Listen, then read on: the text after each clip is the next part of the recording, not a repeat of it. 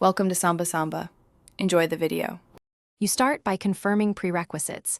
Get installed, a GitHub account, and a ready site file. First, create a repo named exactly username.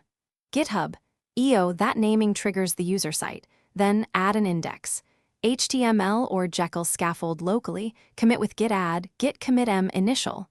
Push to origin main or master. Once done, GitHub detects the repo and can publish. Make sure to use the correct branch and check repository visibility if you want a public page. Now configure GitHub pages in the repository settings.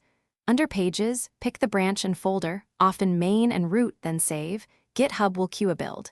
If using Jekyll, include config, iml and the proper gem file, push source and let GitHub build. Alternatively, compile your static site locally and push the final HTML to the chosen branch.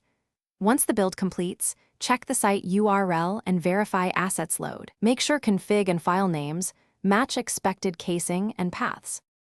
Finally, confirm your site is live at username. GitHub, EO, reload and test multiple pages.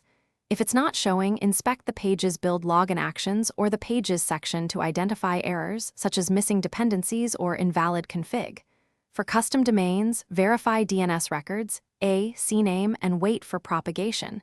Check the HTTPS status in settings. One key troubleshooting tip: if content doesn't update, force a new commit to the page's branch to trigger a rebuild, then revisit the build log for details. Thanks for watching. Consider subscribing if we helped you.